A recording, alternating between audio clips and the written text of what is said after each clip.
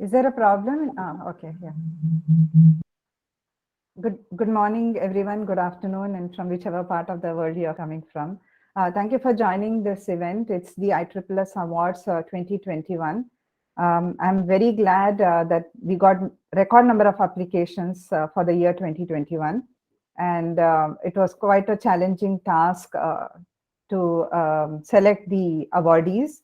I would like to thank both the committees for the Student Award as well as the committee for the YSC and Technology Award for doing a phenomenal job.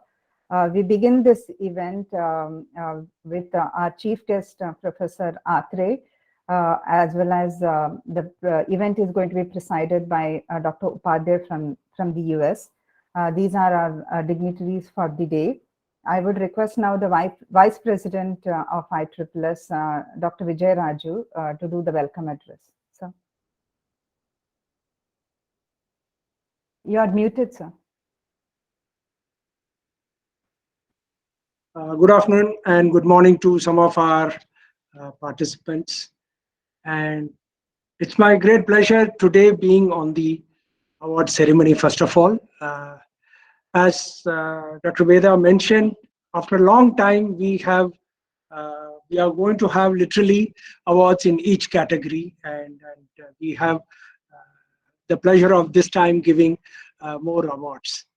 To this very pleasant ceremony, I would now like to welcome our chief guest, Dr. Vasudev K. Atre, former Director General, DRDO. He has been our guiding spirit for all these years he's also our founder president. It's a pleasure to have Dr. Atre on this very pleasant award ceremony. And personally, it's a pleasure for me to be with him again after a significant time. We have not been able to meet him. Sir, on behalf of all of our joining members who have joined, and on my personal behalf, and on behalf of ISSS, I take great pleasure in welcoming you to the ceremony, sir.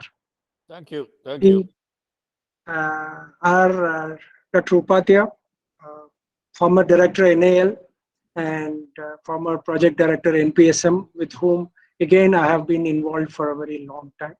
It's a pleasure always to be with Dr. Upadhyay, and it's a pleasure for me to welcome Dr. Upadhyay for this award ceremony of the ISSS for the year 2021.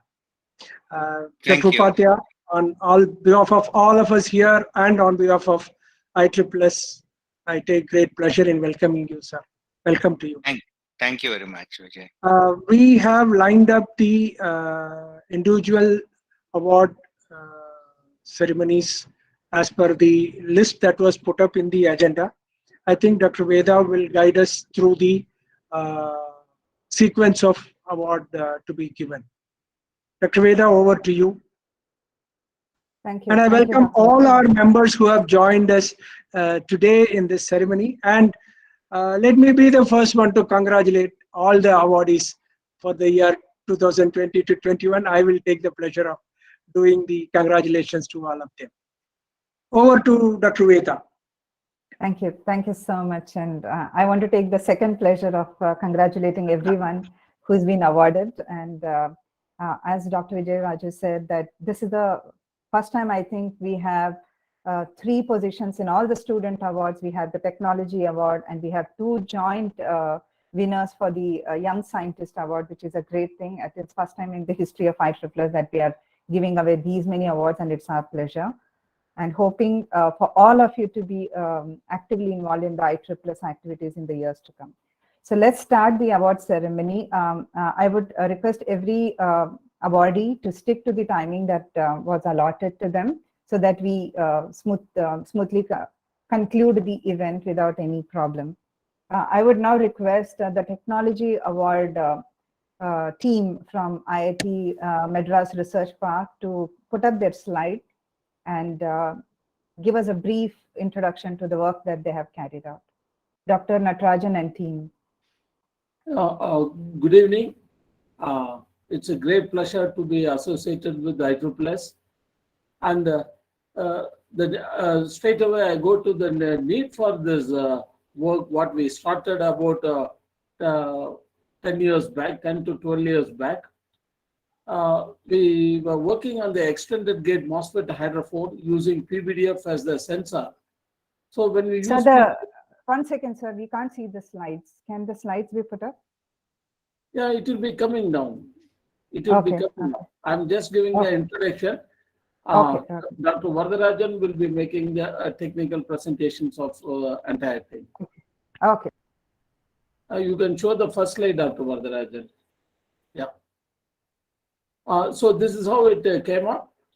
So in order to reduce the parasitic capacitance that is induced by the glue, whatever we are using it to adhere the PVDF to the extended gate MOSFET, it eats away most of the energy density that has been created.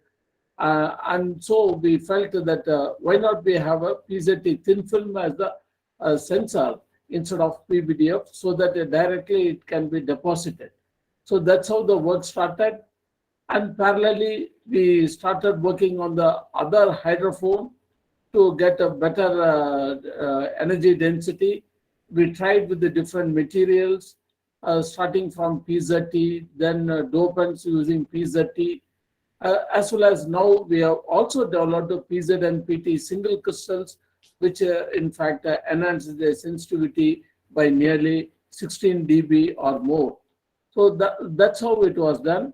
Then we felt that why do we restrict ourselves to the acoustic sensor alone, but we need energy harvesting also.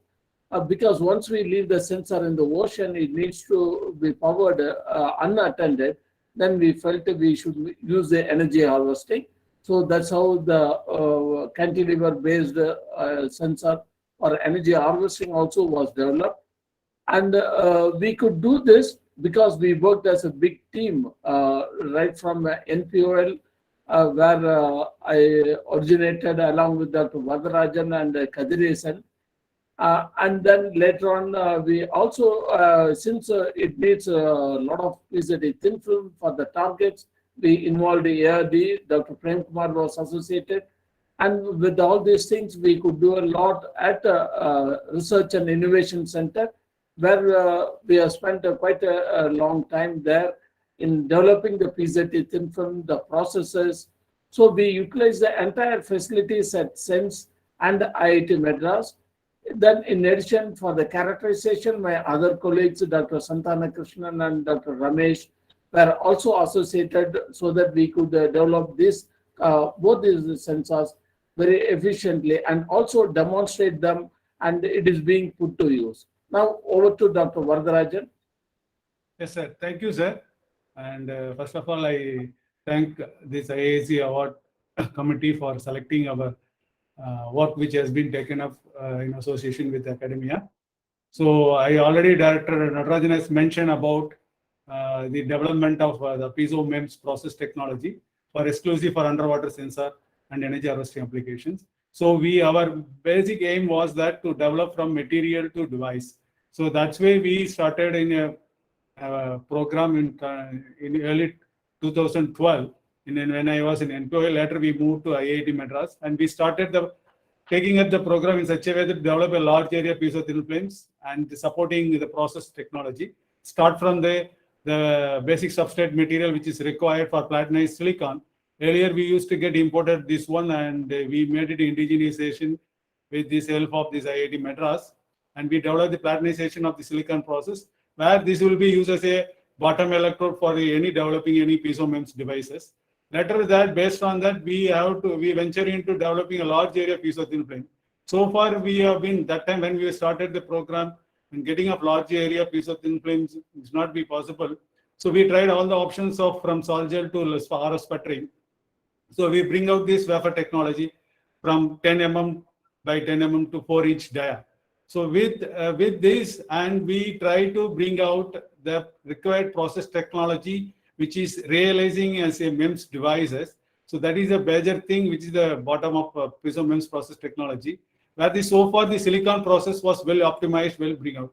So the integration of our the piezo thin films along with the silicon MEMS process, the lot of challenges has to be addressed systematically, and we have dedicated team has been worked on that, and we bring out that the process recipe which is required for making of large area patterning of piezo thin film was established, and with the help of our the facilities which is available with the SENS as well as the IIT Madras.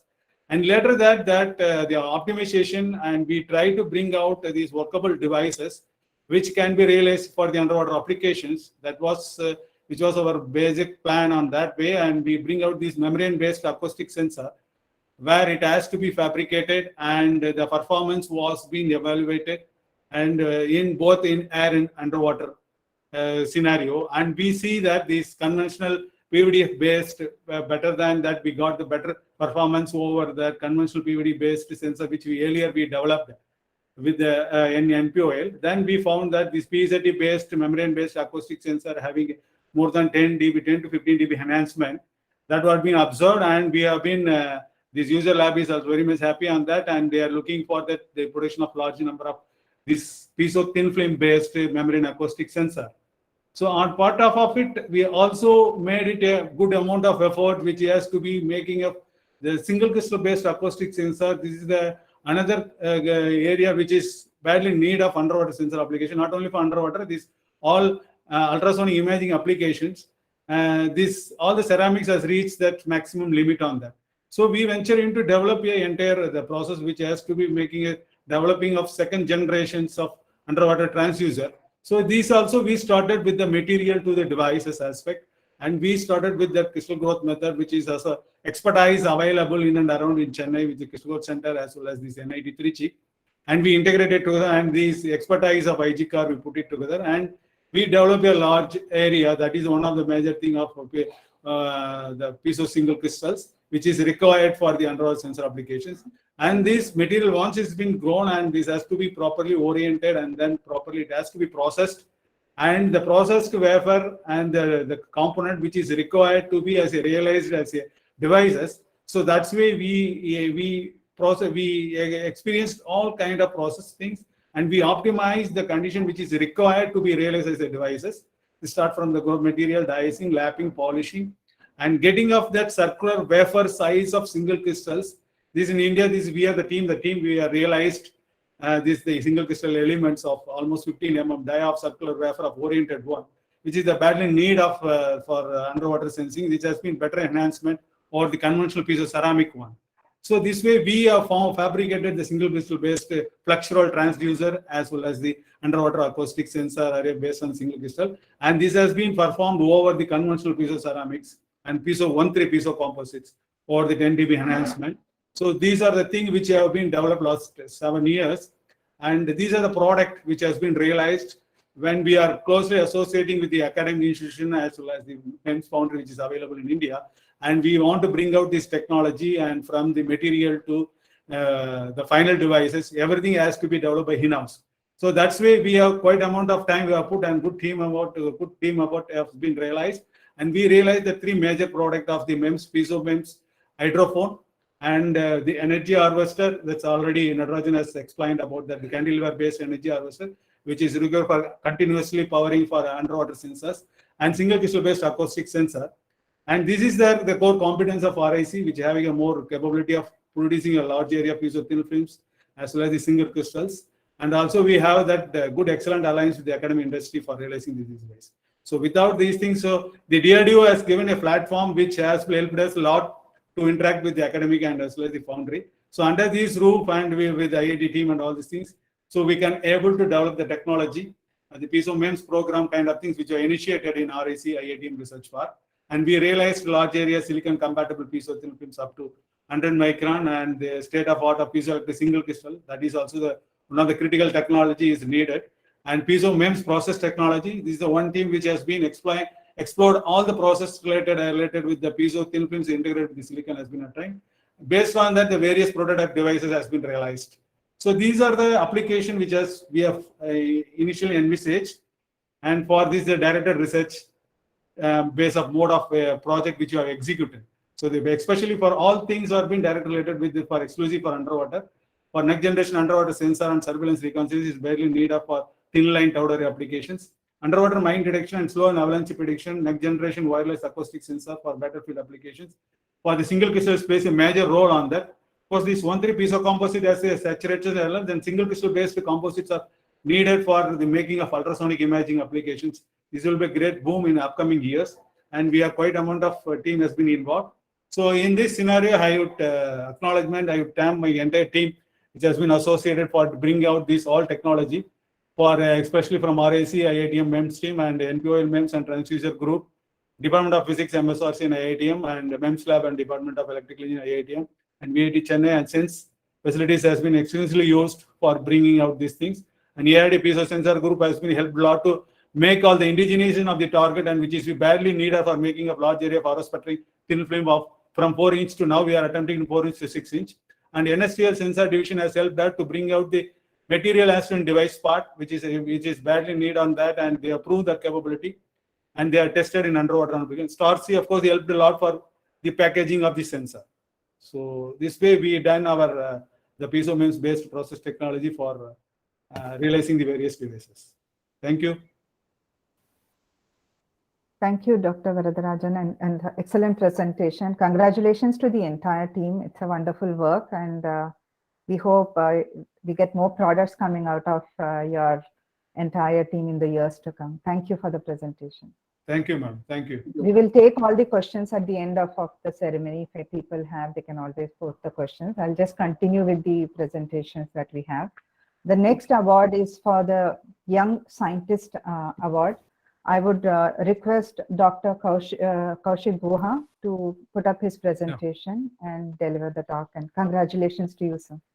Yeah, thank you. Thank you, ma'am. Thank you all, the all organizing body, respected Professor V.K. Atre, Professor Natarajan, Professor Upadhyay, and other dignitaries. It is a great opportunity for me to be present here, and thank you very much, IEEES, for conferring the award. I am from National Institute of Technology, Silchar, Assam. Let me share the screen.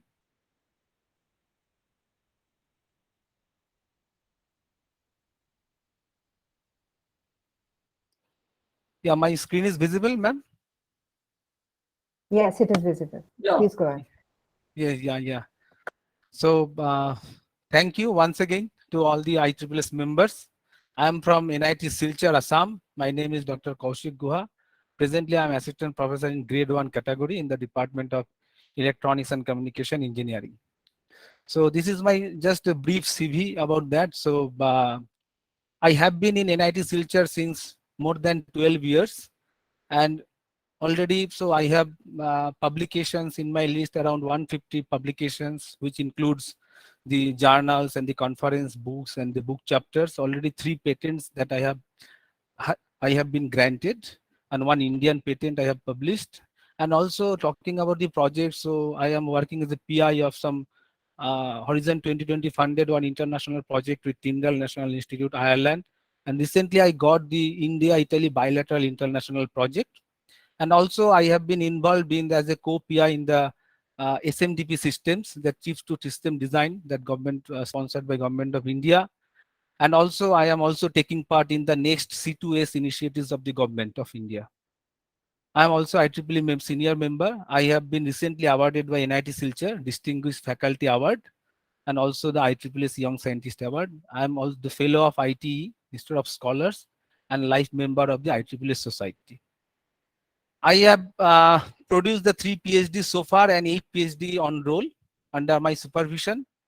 I did my MTech in microwaves at Bardwan University of West Bengal from 2005 to 2007, and then from 2012 to 2016. At the time of my job at NIT Silchar, I was doing PhD, and I completed PhD on MEMS, designing and modeling of RF MEMS switch in the year of 2016. Previously, I was in a private college in West Bengal from 2007 to 2010. So talking about my research interest, actually, I have been working on MEMS modeling and fabrication, design and simulation. Then also I have started work on microfluidics and some kind of organ-on-chip and lab-on-chip applications. And also we are working on the team with VLSI circuit design and optimization. talking about the teaching and research activities, you can see that I have been involved in this type of courses. I was taking the UG and PG and PhD courses as well in my institutes. Also that I have been involved since long time in my institute, some administrative activities also. Now I am working as an Associate Dean of Students Welfare from 2018 onwards and Nodal Officer of the scholarships. And in addition to that, I have been involved in many committees and other administrative activities. Also, I have been involved in outreach activities. We can see that I have been also as an external reviewer for CIRE grant of Khalifa University of Science and Technology, Abu Dhabi. I was also visiting faculty in NIT Mizoram for the period to 2011 to 2013. And obviously, I have also got some opportunity to present my research topic as a keynote speaker and resource person in many workshops, FDPs, STTPs, and conferences. And also, I have been also an active member in our IEEE EDS student branch chapter of NIT Silchar, and also secretary of IEEE Nanotechnology Council at Kolkata. So this is my present research contribution that basically, actually we are doing mostly on the work on MEMS and names. So it is design, modeling, simulation, fabrication, and characterization of MEMS switch. Then also we have been working on some kind of analog front-end circuits for application in the brain-machine interfaces. So from the SMDP program also, actually, I have been involved in this kind of work, and we have also fabricated two ASICs, one ASIC for neural amplifier in ACL 180 nanometer technology, and other ASIC for some kind of another speech processing circuits. And also, I have been working on design and modeling of the analog front-end circuit for wearable and gadgets and some implantable IC applications. Recently, actually, I have started some work on mimicking human organs. One of my PhD scholars have been awarded on this topic, the mimicking human organs like kidney using the MEMS and microfluidic technology environment for future kidney on chip applications. And also, I have been also very much interested to work on this, actually, the MEMS-based energy harvester with storage application. So recently, I have been involved on project with Tyndall National Institute, Ireland. So here we are developing MEMS-based hybrid energy harvester with piezoelectric as well as electromagnetic transduction, both the nonlinear energy harvester. And also one of my students is working on MEMS tunable SIW filter for 5G, 6G applications. And another student, PhD student, she is working on MEMS accelerometer for Parkinson detection. And also little bit work also we are doing on chemical and biological microsensors. So my focused future research area will be obviously on these fields, that modeling, design and characterization, energy harvesting circuits and power conditioning circuits. Then also the RF MEMS switch for the reconfigurable and the smart antenna applications for 6G communication or 5G communication. Then MEMS-based resonator filter, RF MEMS-based circuits for resonator filter, phase shifter. Also the lab on chip model and the organ on chip model using suppose the mimicking of some function of the kidneys and also the lungs and hearts. Okay, so that also attract me actually to work on this domain in the biomems domain. And also side by side also I will also involve in the work on the some kind of design and fabrication of neural amplifier IC for brain machine interface.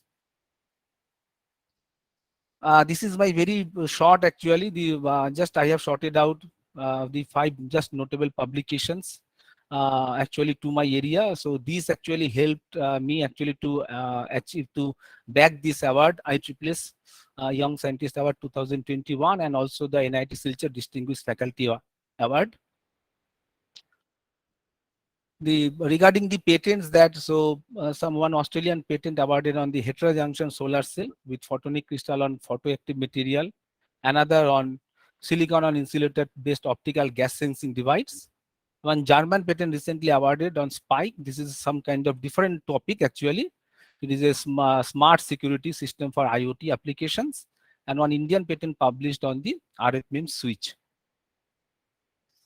So I am very much thankful and very much privileged to have these collaborations in our country also. So I can name Professor Dr. Ajay Agrawal sir from IIT Jodhpur. He was in Siri Pilani earlier. then Professor Rao from KL University, Dr. Chatterjee from Siri Pilani, and also we can see that some of our collaborators are from medical backgrounds. Dr. Pratim Sengupta, very well-known nephrologist at Kolkata, and Dr. Datta, urologist. He is also based from Kolkata.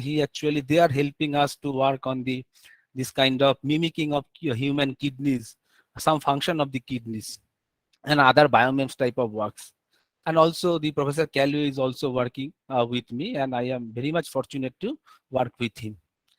Regarding my international research collaborations, that Professor Shoibal Roy, he is from Tyndall National Institute. We are working in a joint project on developing MEMS energy harvester, basically the hybrid energy harvester application. Then Professor Amin from American University of Iraq. Then Dr. Jacopo, recently I got a project with India, Italy, bilateral collaboration with Dr. Jacopo from FBK Trento. On this project also, we'll be working on developing the MEMS energy harvester. And Dr. Jaksic from University of Belgrade, we are working on the biological and chemical sensors using MEMS technology. And Dr. Chitto Saha from Coventry University, UK also, I have been involved with him. So my sincere acknowledgement to my honorable director, Professor Shivaji Bandyopadhyay, for continuously motivating me and allowing me to grow as a researcher at NIT Silchar. I am deeply indebted for all the creative inputs provided and constant encouragement by Professor S. Raghavan. He is also the distinguished professor, retired professor now in NIT Trichy. He actually also ignited me to file for this nomination of the award. So I am very much thankful to sir. I would like to thank Dr. Kanthamani, madam, for referring my applications as a in the IEEE application. And my sincere thanks to my HOD, the faculty, students, and staff of EC department, and also the NIT Silchar as a whole for continuous support and helping me to carry out my research activities. And I extend my deepest gratitude also to all the faculty members and administration of NIT Silchar for providing me the unparalleled support to carry out my research activity here. And obviously the special thanks to my family for all of the sacrifices that they have made on my behalf. So just talking about my research, actually here in NIT Silchar, it is a National MEM Design Center is also established long back with the support of NPMAS from ISC Bangalore actually. So I have been involved since joining at my NIT Silchar here.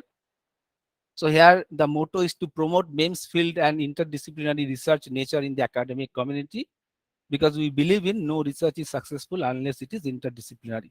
So we are working in the domain of here RF MEMS switches, filters, reconfigurable antennas, piezoelectric and electromagnetic energy harvesters also, MEMS drug delivery systems, and MEMS kidney on chip devices or other biomems type of devices.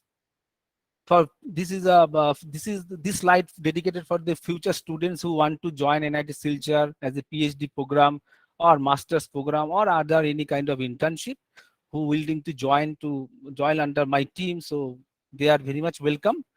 So some of the areas are also, they are always open to work. So they can come and join and they can work. And also I am very much interested to work with them.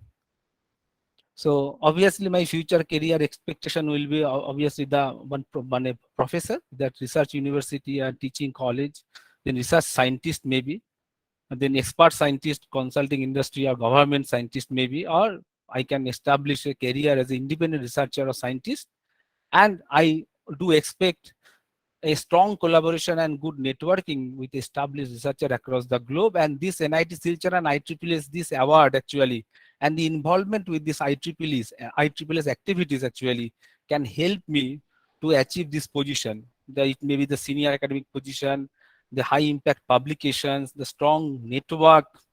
Then obviously it is it has given me the opportunity for contribution to the human society with the involvement of these IEEE activities, secure research funding as a PI, and obviously I hope that obviously I will get some new skills and strategies to work on the MEMS and NAMES field with collaboration with the other dignitaries and experts on this field. So as a whole, it will lead a successful career ahead. This is my contribution of research group that is given my website and ResearchGate and Google Scholar. Those who are interested, you can refer to my publications and read about that. So thank you. Thank you, IEEE once again for conferring the award. Thank you very much. Thank you, Dr. Guha. It was a wonderful presentation and congratulations to you. It's a extremely good work that you have carried out and a good presentation. I'm also Thank you, ma'am. happy that you put up a slide where you could show it to the youngsters who are in this Yes. award committee, right? Like the awardees who can join your group in the area of their interest. That's very, very nice on your part. And definitely we look forward to you becoming an active member of IEEE, helping the society grow and helping the next generation. Thank you. Thank you, ma'am. Thank you. I will now invite Dr. Palani from IIT Indore. He is the second awardee for the Young Scientist. I think he has an internet problem, so his student will show up the Hello? slides, right? Yeah. Yeah. Hello? Yeah. Can you hear me? Yeah, Dr. Palani is thank also you. there, I know, but you can go ahead. Yeah. Thank you very much. Yeah, thank you very much for the award. So I dedicate this award to all my research scholars. Since I am on a travel, I am requesting my colleague Dr. Jayachandran to present my recorded lecture. Thank you. Dr. Jayachandran, please.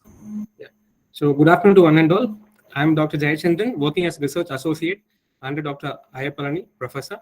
So since he's in travel, as communicated to Veda ma'am, I'll be just presenting the recorded session. Can I, ma'am? Can I share my Please screen? go ahead, please. Yeah, please go ahead. Yeah. Dr. Palani will be there to take the questions later on, sir. Please. Yes.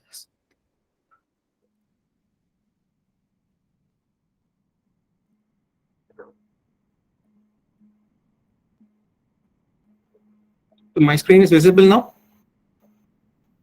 It's coming up. Yes, now it is. You can go ahead. Okay. I'm just putting it to full screen. Is it in full screen now, ma'am?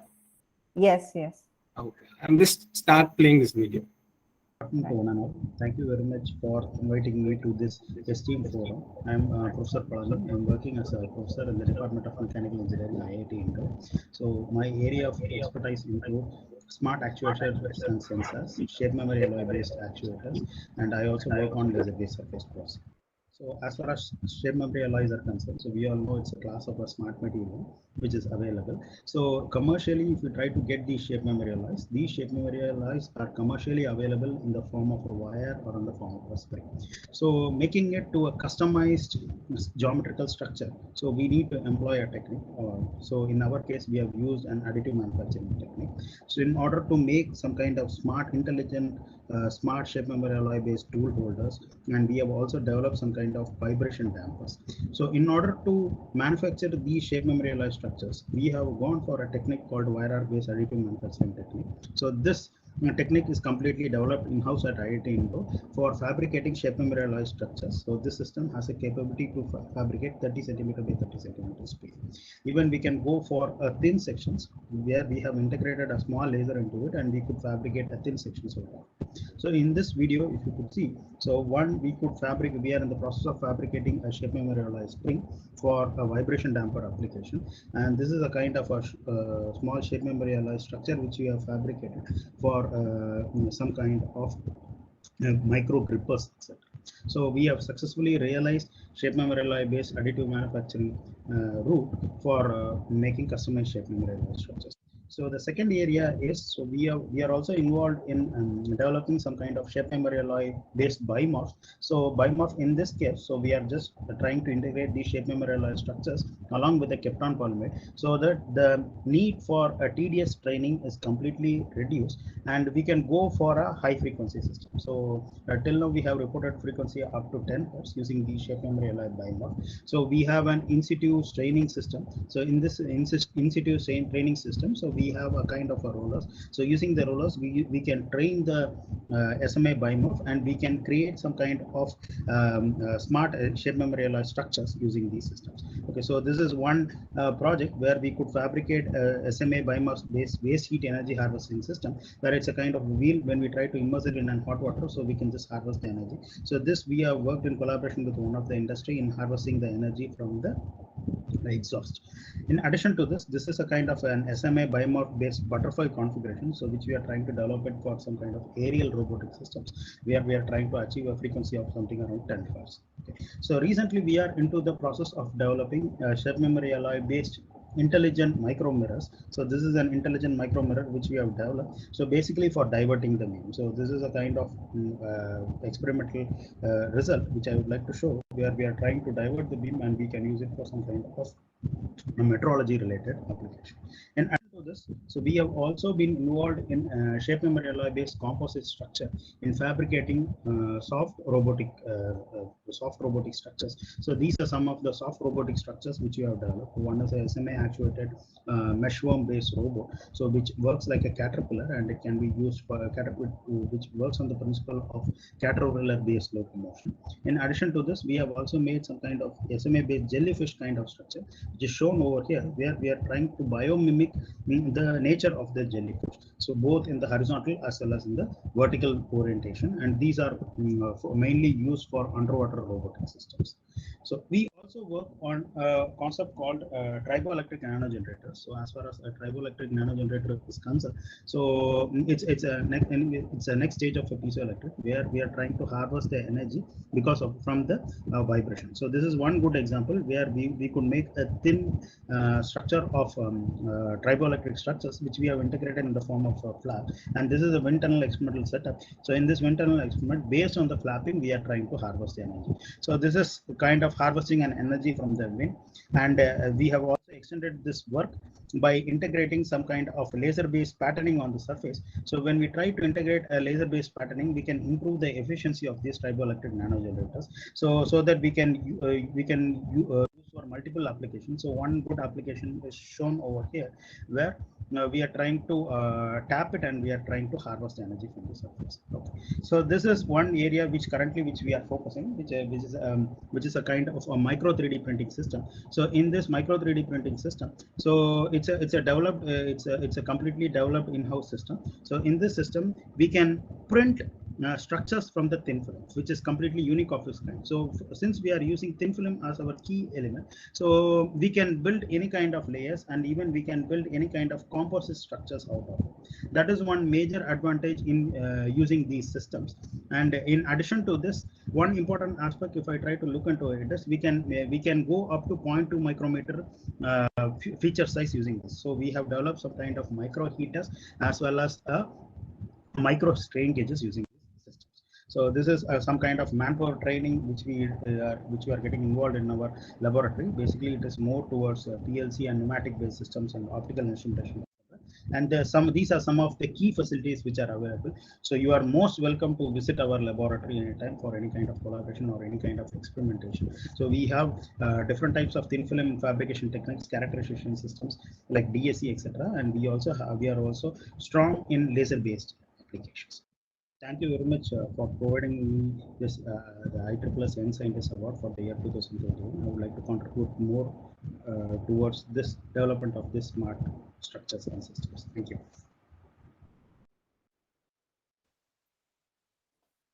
you. Thank you so much for this presentation, and congratulations to you. It's an excellent work, and thank you for saying that you're open for collaboration. I would say that the team, the awardees who are here, can look for some collaborations from all the presentations that you see. I will now go ahead with the student awards. I will be presenting. I've got the slide from each one of you. It's a 3-minute slot for each one. We'll start with the students award right now. So I will start the presentation. Can you all see the slide?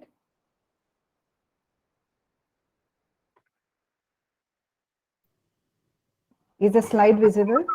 Yes, ma'am. Yeah. It has to come to full screen mode, Veda. Yeah, that I will do now.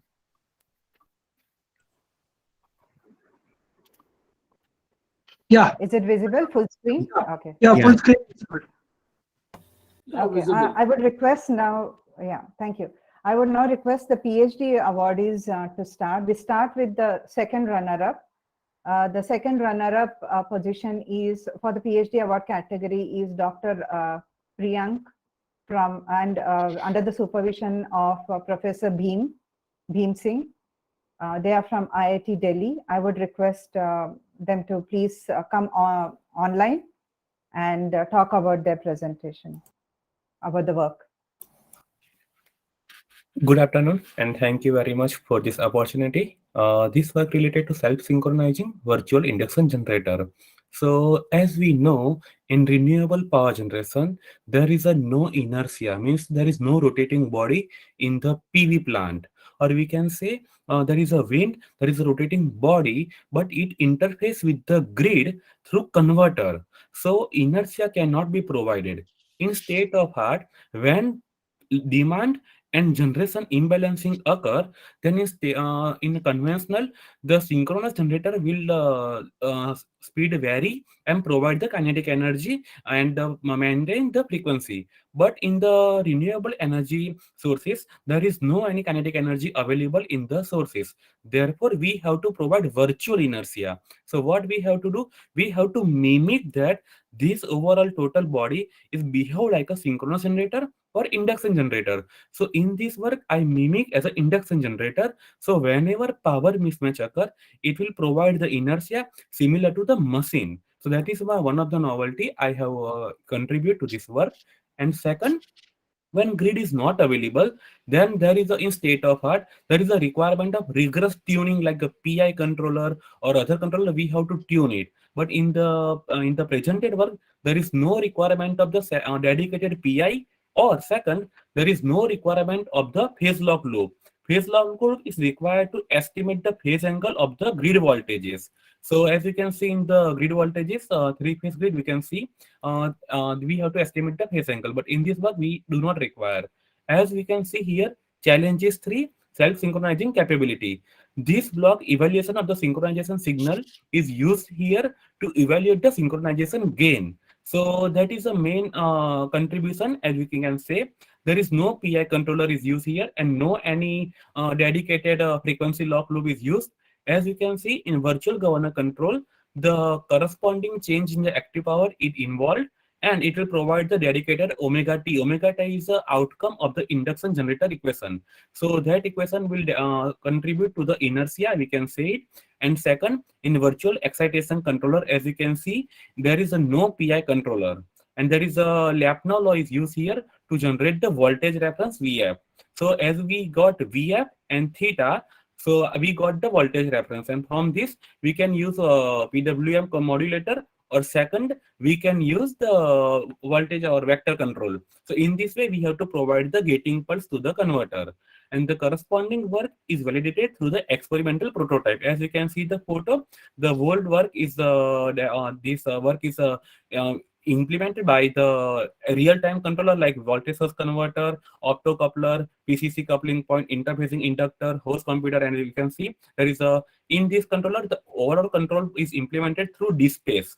So DSpace is a use here to provide the real-time signal to the converter, and the corresponding hardware result, as you can see here, when grid is not available in the first figure of the bottom, as you can see there is no grid is available, and when we close grid is available, immediately grid current is start flowing, and there is no oscillation or no transient or transients is occur in the grid side network.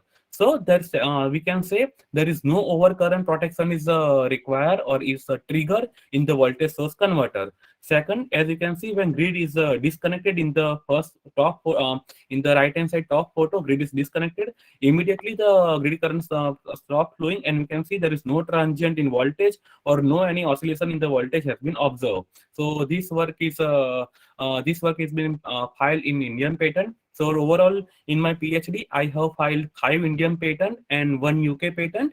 I have published 18 IEEE transactions out of 14 or 15 as a first author, and 11 IEEE conferences I have published, and I have secured the INAE based research award, second POSOCO power system award from the Power Grid, and third one the best research award, that is a convocation award from IIT Delhi.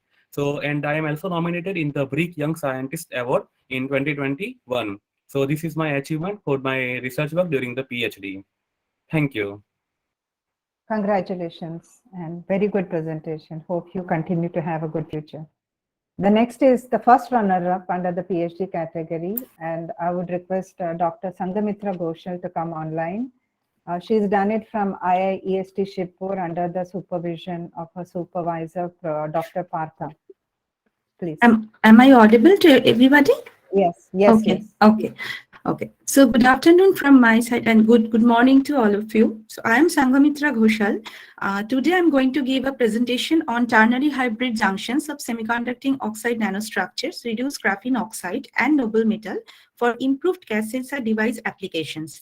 Now currently I'm doing my postdoctoral research work from NAM Lab, Nanomaterial Electronics Laboratory, TU Dresden, Germany. And my PhD research work was supervised by Dr. Partho Bhattacharya, Associate Professor, Electronics and Telecommunication Engineering, IIST Shibpur. So the objective of my research work in one sentence is that to develop a highly efficient room temperature gas sensor that could capable of detecting sub ppm level of detection. That was my target, is to detect a very highly sensitive gas sensor which could detect a very fast response and recovery time at room temperature. Now, from the device schematics, one could see that the top three figures are the TiO2 PDRGO, MnO2 PDRGO, and WO3 PDRGO. These three are the device schematics where all the top layers are deposited by gold contact. Now, number three is that these images are the morphological images of the FESEM, where I have deposited PD and RGO on top of the TiO2 nanotubes, PD and RGO on WO3 nanoflowers and MnO2 nanoflowers. And those graphene oxide we have prepared by modified Hammers method in our laboratory at IIST Shibpur. And here, to authenticate the existence of the graphene peaks, we did the Raman spectroscopy, which one could see the evidence from the defects and graphene peaks from these three Raman spectroscopy. And as a structural characterization, we did XRD. Now, is a transient response, though I have not achieved room temperature for TiO2 based ternary hybrid structure, but for the MnO2 and WO3 based ternary hybrid structure, I have achieved the room temperature. As well, the detection range is 1 to 700 ppm with more than 90% of response magnitude. So in gas sensor, selectivity is another issue. So here in this work, I have tested methanol, ethanol to propanol, this type of three VOCs. And for the TiO2 based ternary structure and MnO2 based ternary structure, those two structures are selective to the methanol, and WO3 based ternary structure is selective to the ethanol. This is the collaborative work I did from Indian Institute of Science and Technology with IISc Bangalore, and there I fabricated this packaged gas sensor device. So finally my output is, compared to the state of the art technology, the developed ternary hybrids shows significant improvement in the following parameters. Like, I have achieved the operating temperature starting from room temperature to 50 degree, detection range is 1 to 700 ppm, response magnitude is 92 to 97%, with fastest response time as 12 to 26 seconds and recovery time 23 to 40 seconds. Now, though it is not mentioned in the slide, but still my device could be used to determine the etiology of the fatty liver disease, such as sub-ppm level detection of alcohol is very, very important presently to act as a biomarker, as well for the food quality monitoring, because alcohols are potential biomarker, freshness marker for the processed food, for the red meats. It shows some signified results. So this work I have already like in a patent and in state, and I have like 10 publications in journal and 16 conference publication, and this work was also conferred by INA based PhD thesis award under electronics and communication category. Now finally, I acknowledge my supervisor Dr. Partho Bhattacharya again for this novelty, for this work in my PhD, and I am deeply honored to IEEE also for giving me the opportunity to share my project work in this bigger platform. And last but not the least, my total PhD work was granted by Vishwesvaraya PhD scheme. I was a Vishwesvaraya fellow through that work was supervised by them also. Thank you so much for giving me this opportunity here. Thank you. Congratulations, Dr. Sanghamitra. It's an excellent work, and I hope you continue to work with IEEE in many of its activities, and you have a very bright future. Thank you. Thank you, ma'am. Thank you. Yes. The next is the winner for the PhD award, and I would request Dr. Murugappan to please come online and explain your work. He has done his PhD from Indian Institute of Science under the supervision of Professor Rudra Pratap. Dr. Murugappan? Yeah, Good afternoon, all, to everyone. So my work is on development of MEMS G switches. So firstly, what is an accelerometer? An accelerometer is a device that measures acceleration, which is how fast, the velocity of an object changes with respect to time. And G switches are a special class of accelerometers that trigger some downstream action upon sensing a pre-specified acceleration level. So here in this image, you can see we have a proof mass that is suspended by 4 set of beams. And on experiencing a shock or an acceleration, because of the inertial force, the proof mass moves and makes contact with the 2 electrodes that we have here. So this completes an electrical circuit, and now we know if the applied acceleration is above the predetermined level. So typically the attainment of Can others mute themselves? Yeah, please go ahead. Yeah, typically the attainment of this threshold value results in some contact between the 2 electrodes and transmitting a signal, and that tells us whether the threshold value has been reached or not. So this device differs from a regular accelerometer in the sense that it does not need to be powered continuously, since it is activated only during the event of a shock. So it is the main advantage of a G switch over an accelerometer is that it is a fully passive device, and it needs very less to no power for operation. So the work that we carried out in Indian Institute of Science was for defense application. It was for DRDO. So where they have when an armament impacts the target, and we know if the required level of the impact has been reached. So so in that sense, we can avoid the explosion of the weapon when the weapon is dropped accidentally. So it is a kind of safety feature they have in armaments. So this is the SEM image of the device that we fabricated, and later on it goes through packaging, and this is the test setup where we have a drop table wherein we create an impact or a shock event, and we can vary the magnitude of the impact or shock by increasing or decreasing the height of this movable block that we have here. And we also have a reference accelerometer that records that measures the actual impact that the device is experiencing. And this is the actual test setup, and this is the result obtained, and the green curve shows the drop in voltage, which means that contact has happened for the intermittent duration where the proof mass and the electrodes come into contact. And when the dynamic load is again removed, the device goes back to the high voltage position. And the blue curve that you see here is the acceleration that the device is experiencing, and which is recorded by the reference accelerometer here. And this one is the summary of the test results that we have. So we tested 3 devices, and the red ones are show that the device is not activated for this shock magnitude of shock impulse, and the blue ones indicate that the device has indeed been activated. So the design value is 200 G. G is the acceleration due to gravity, which it is in meter per second squared, and the average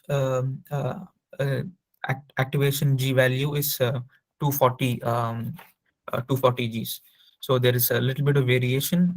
So there are multiple factors that is causing this variation, and the primary factor is the fabrication tolerances that we have while making these devices. So a small variation in the thickness or the length can cause a large variation in the design, and that's a primary reason for this deviation that we have. So these devices have been sent to DRDO for initial testing, And some initial testing results show that the devices were promising and working as per the specifications. But to qualify for this device to qualify fully technologically and to be implemented in the real case, much more rigorous testing needs to be done, which is ongoing now. So that is that is all from me. Thank you. Thank you, Dr. Murugappan. It's an excellent work. Hope you have a bright future and continue to be part of IEEE. Thank you for this presentation. Yeah, thank you. Thank you. We go ahead with PG Awards. We start with the second runner-up PG Award. I would request Mr. Ajay Kumar to come online. He has done the work at MIT Manipal under the supervision of Professor Subramanya and Professor Vishnumurthy. Ajay? Yeah, thank you, ma'am. Am I audible?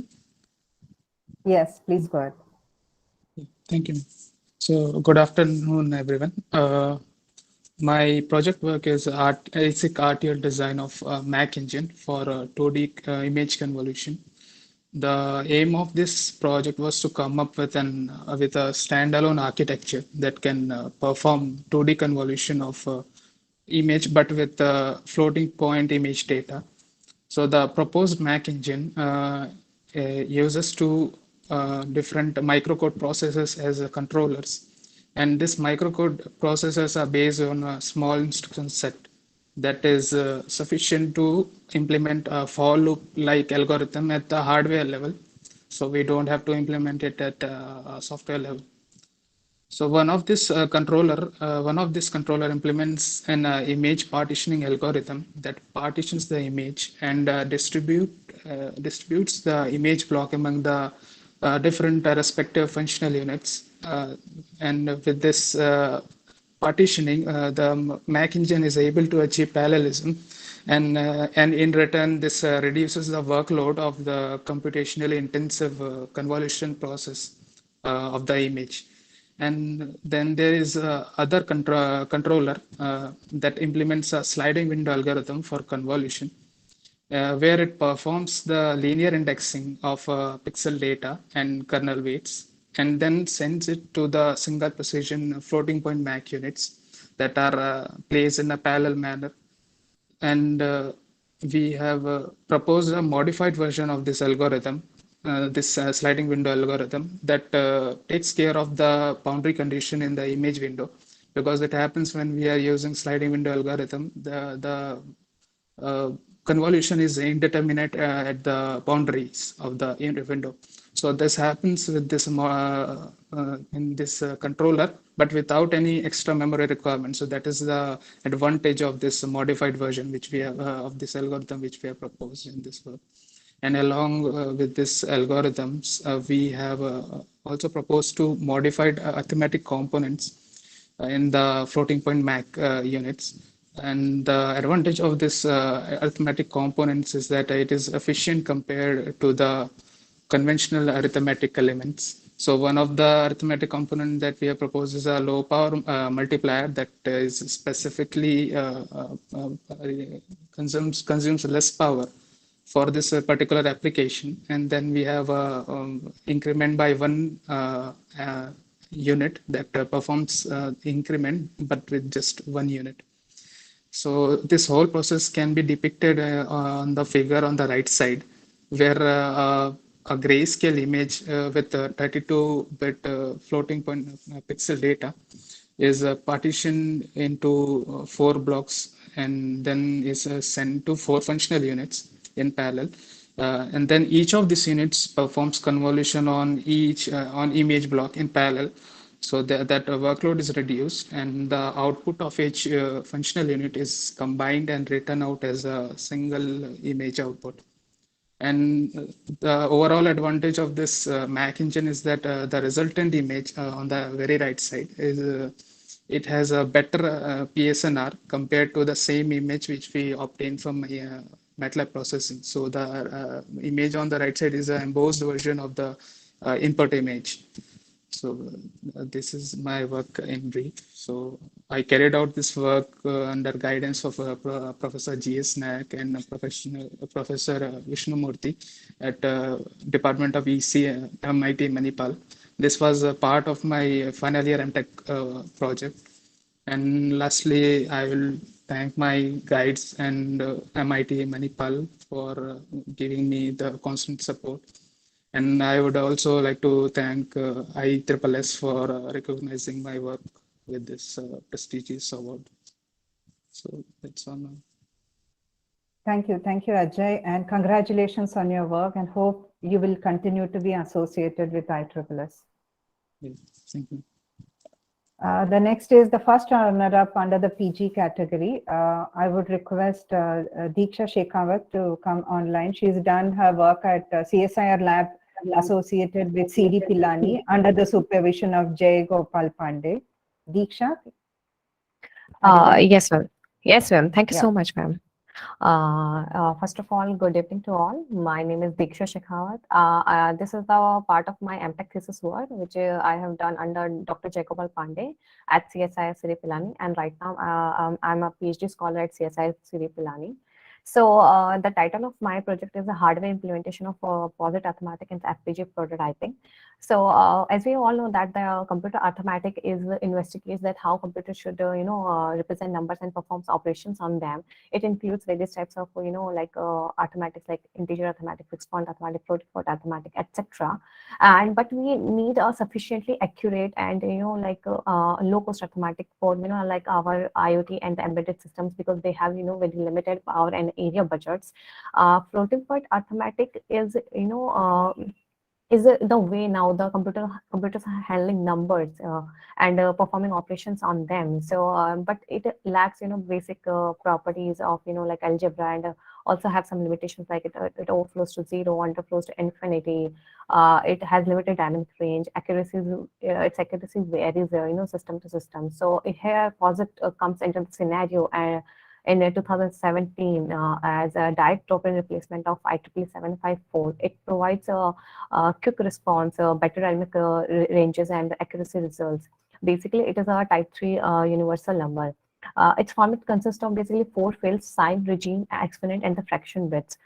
It has one extra field than IEEE 754, that is a regime field, which consists of a USEED and a K, where K is the numerical meaning, and it is calculated on the basis of the regime sequence, and the regime is calculated as a USEED to the power K. Also, floating point units can be replaced by floating point arithmetic units in SOCs also, because it has better results in terms of area and time also. So in the process of computing the addition, subtraction, and multiplication process using the POSIT number system, in the right bottom we have like the architecture of a POSIT adder and the subtractor. It is divided into different blocks. So I will explain blockwise. So the first block is for the special cases checked. In this we check for the 0 and infinity, and second is for the data extraction block, in which the data is extracted from both of the inputs, input 1 and input 2. Here we have 2 more inputs, word size and the exponent size. In the third block, we compute our larger and the small component on the basis of the value of the input 1 and input 2. In the block 4, the total exponent difference is computed, and in the block 5, addition and the subtraction of the both of the mantisas is performed, and the normalization of them is performed.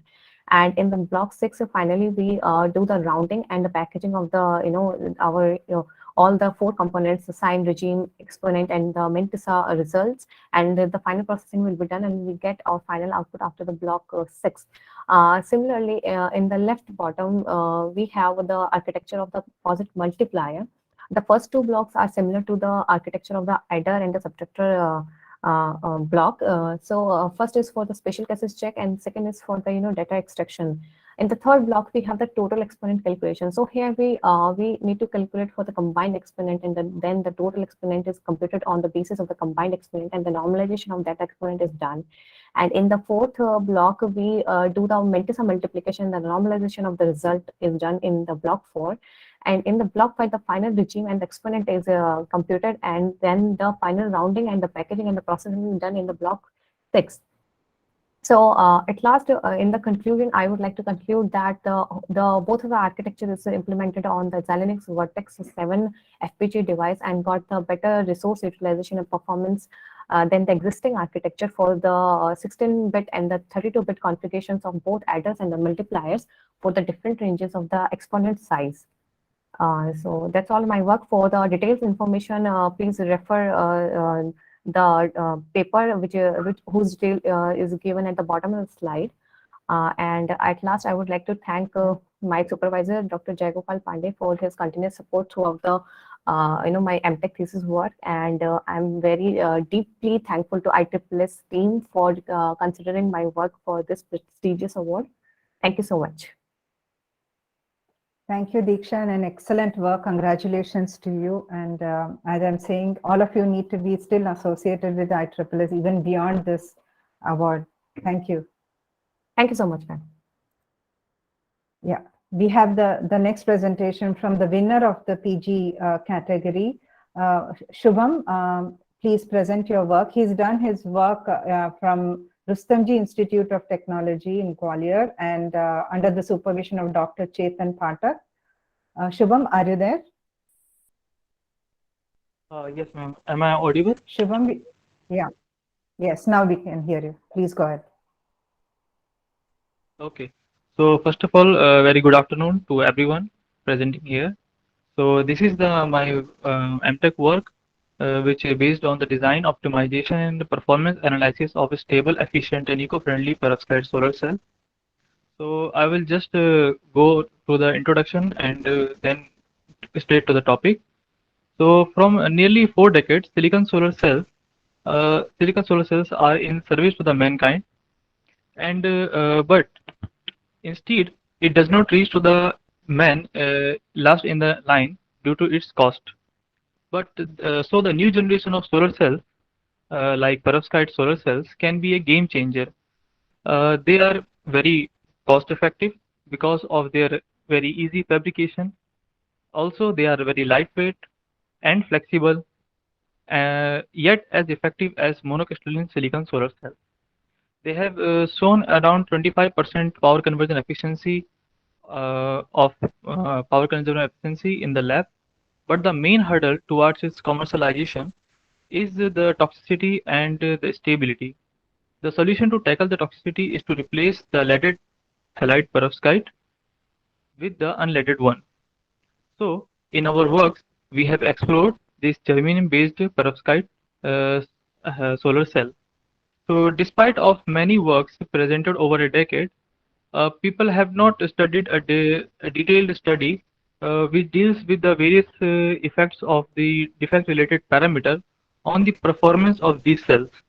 So, in our first work, we have modeled the defect distribution in the absorber layer of these cells, and then carried out a simulation study using a TCAD software.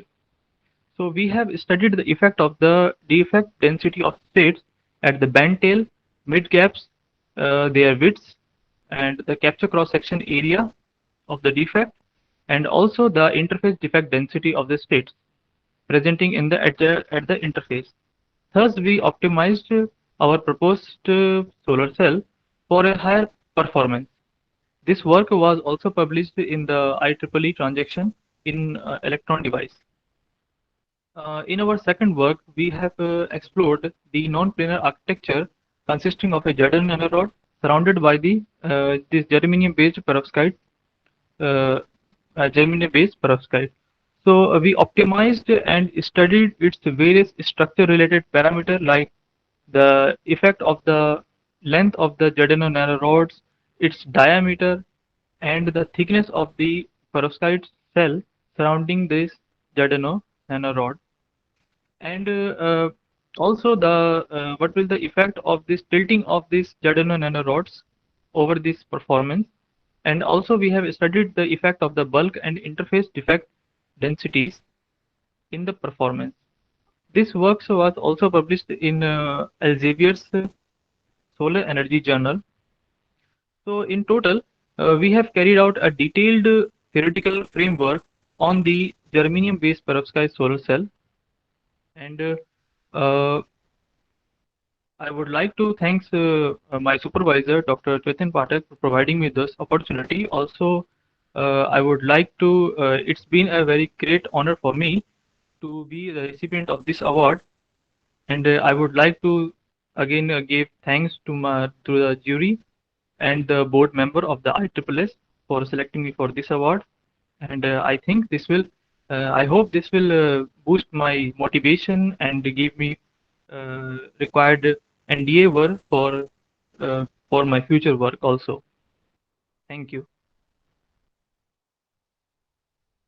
Thank you, Shubham. This is an excellent work and congratulations. Hope you do very well in your future as well. Congratulations and be associated with ISSS. We move next to the UG category and we start with the second runner-up. The second runner-up in the UG category goes to BMSC College. It's from the team of Rahul, Rakshit and Rohan under the supervision of Professor Bhavna. The students are having some issues and they're not being able to come online. Bhavna, would you like to present on their behalf? Yes, ma'am. Good evening, everyone. My voice is audible, I think. Hello? Yes, yes, please go ahead. Okay. So thank you, ma'am. Thank you, ISSS, for this opportunity. And I would like to give some inputs about the project. The main aim of this project is primarily to build a scalable health monitoring system that operates over the local area network for enhanced privacy. And the monitoring vitals such as body temperature, heart rate, and blood oxygen saturation levels are of primary importance. And this is also intended to be supplemented by a user-friendly interface for user system interactions along with the ordered collection of data samples. So here we basically aimed at the COVID situation where the vital monitoring can be collected from the individuals and to maximum extent a privacy can be maintained, and the statistics, the overall statistics will be available to each individuals, so that can be one alarming thing for the people or for the student who live in a public area. So the proposed solution is a system that incorporates a nodular structure with each node consisting of a microcomputer, sensor, combination with a centralized local server to host the data and the front end of the user interface. The nodular structure enables scalability of the system, and the centralized server will make adding extra nodes a simple task. A front end can be accessed by the users through their own mobile phones, and thus it making each node a minimal contact terminal.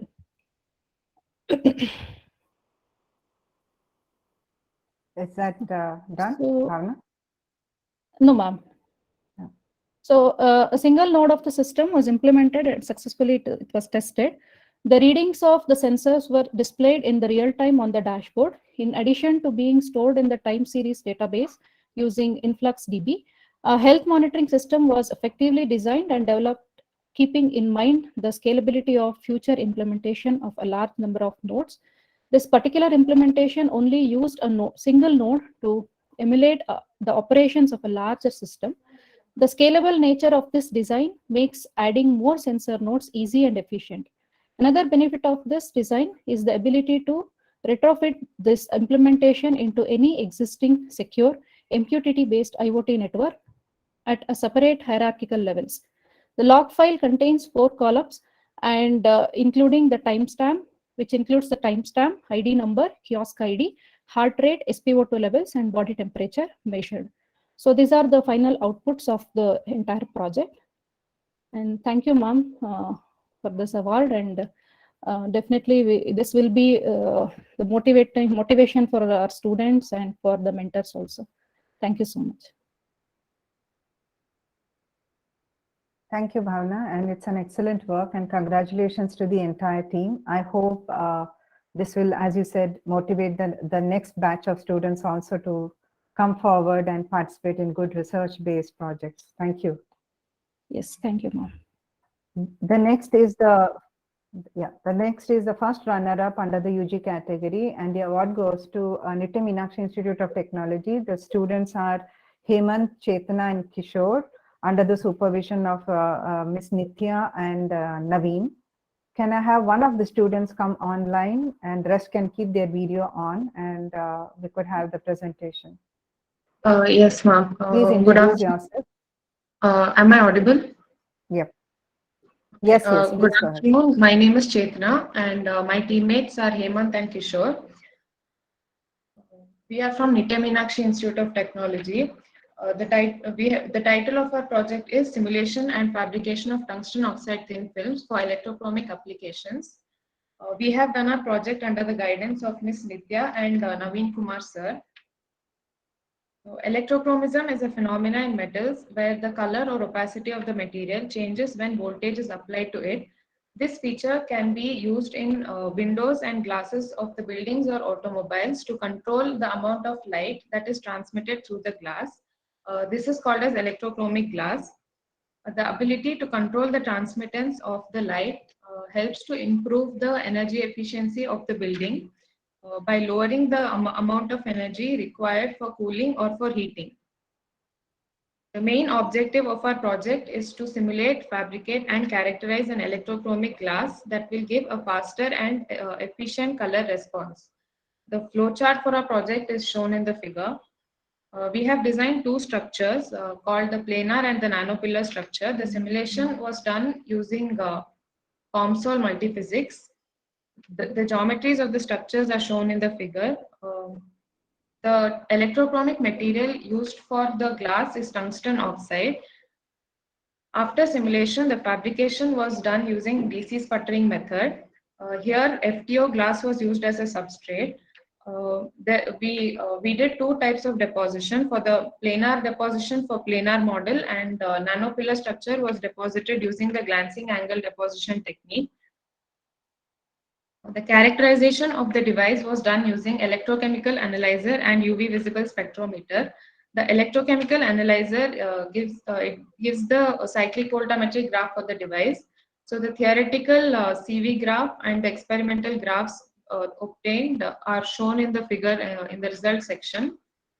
The UV visible spectrometer was used to measure the amount of light that is transmitted through the glass. The colored and the transparent state of the deposited glass is shown in the slide. So the nanopillar structure has a higher surface to volume ratio when compared to the planar structure. This helped, this enabled more ions to be integrated into the material when compared to the planar structure. So thus the nanopillar structure gave higher values of reduction current, which induces faster color response. That's all. Thank you. Thank you, Chetana, and congratulations to the entire team. Hope you all keep continuing to do good work and be associated with IEEE. Congratulations, Yes, and all the best for your future. Thank you. Thank you. The next presentation will be from the winner of the UG category, and this goes to Mr. Achintya Datta from MIT Manipal. He's done the work under the supervision of Professor R. Nayak and Professor M. Selva Kumar from MIT. Achintya, are you there? Yes, am I audible? Yes, please go ahead. Okay, so firstly, a very big thank you to IEEE for the award. Good evening, everybody. My name is Achintya Datta, and I'm a final year undergraduate student at Manipal Institute of Technology, Karnataka. My UG research project was done under Dr. M. Selvakumar and Professor Ramakrishna Nayak in the area of flexible humidity sensors and micro supercapacitors. Now, in recent years, humidity sensors have gained a lot of prominence due to their applications in smart packaging and biosensing applications. Out of all the materials which have been explored, conductive polymers have shown the most promising results. So our initial work was focused on the synthesis of long-chain polyaniline, H2SO4-doped polyaniline via a simple polymerization process. Now, polyaniline has been studied for water absorption via the Groth's mechanism, But one of the major issues which still lies with the material was the dependency between temperature and humidity. So polyaniline resistivity has a positive temperature coefficient, mainly because of the phonon emissions which happen due to the tunneling in the polymer chains. Now, because of this, the readings for the humidity values get heavily biased due to the there are temperature fluctuations around the material. Now, to solve this, we added graphene flakes in the long chain polymers so as to make a support material, which actually not only helped improve the sensor performance in terms of response recovery times, hysteresis, and sensitivity, but also increase the operating temperature range of the sensor itself. So this allowed our sensor to even be operated at temperatures such as 50 or 55 degrees Celsius to as low as about 5 to 10 degrees Celsius.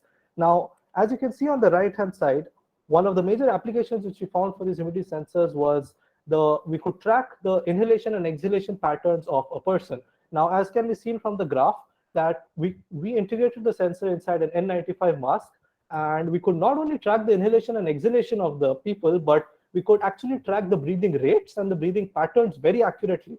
And we can actually see the agitated breathing, normal breathing, and deep breathing to have different graphs which could very easily be read by a software. Now, this was a very relevant result, but one of the major bottlenecks in the area of flexible sensors is the energy storage. So there have been many solutions, as we've actually even seen in some of the previous presentations, for energy harvesting. But for energy storage, it's still a problem because conventional methods such as batteries sometimes cannot be used to power these sensors because of their toxicity, because of their cycling rates. So for this, we developed a fabrication methodology based on screen printing for a micro supercapacitor based on a copper nanoparticle doped graphite micro supercapacitor device on the same flexible substrate, so as to get an integrated system of a micro supercapacitor powering our humidity sensor, which actually eliminates the need of a battery or even an energy harvesting system. Now, one of the major novelties which we discovered was a novel method to deposit our electrolyte using a fibrous porous structure, where we found that pores with a radius of less than 10 nanometers were actually ideal for charge storage, which allowed us to deposit a PVA PVP quasi-solid state polymer electrolyte. I would just like to, all of this research resulted in 2 publications which can be seen at the bottom, one of which is under review, and 1 Indian patent which was filed last year. I would just like to end by a short note on the continuation of this work which we are trying to do, is where we are studying the quantum DFT simulations for 2-dimensional materials to actually improve our sensor performance even more. And we have got some very interesting results which have also been backed by some amount of experimental work which we are doing by the synthesis of 2-dimensional MXCs. So thank you to ISSS once again, and yeah, thank you very much. Thank you, Achitya, and congratulations. It's an excellent one, especially being an undergraduate student, what you have done. I hope you continue to have a great future and be associated with ISSS to win many more laurels. Thank you, and much. Thank you, everyone. And I end the presentation here. And yeah, I'll stop the presentation. Now we are open for about 5 to 10 minutes. You can take any questions that anyone has for any of the awardees. Are there any questions?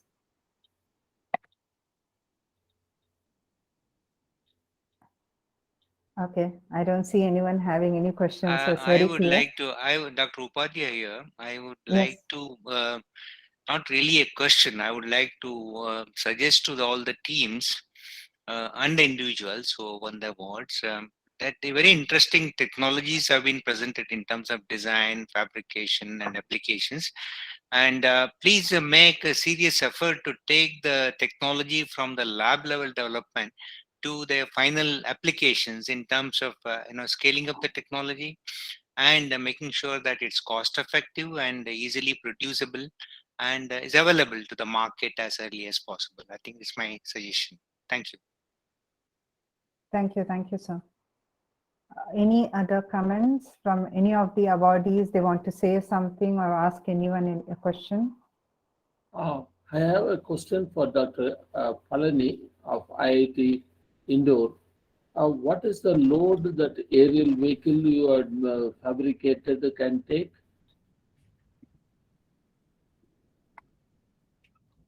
Dr. Palani? Or his colleague? Yes, sir. Yeah, he's there. Currently, we are calculating for few grams. Hello, few grams, sir. Yeah. Hello? Yeah, tell me. Sir, Yeah, currently we can hear you. Yeah, 10 grams, sir. 10 grams is the calculated weight we are looking for, sir. Okay.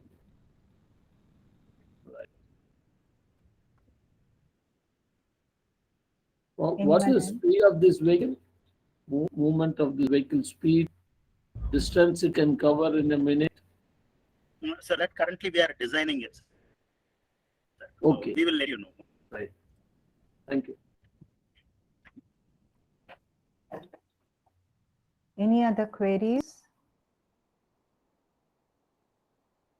Okay, I would request Dr. Atre to give his comments, suggestions, and motivate all of us. Dr. Atre? First of all, congratulations to all the award winners. Just over a quarter of a century ago, in 1996, we held the first international conference on MEMS, smart materials, microstructures, nanotechnology, and everything.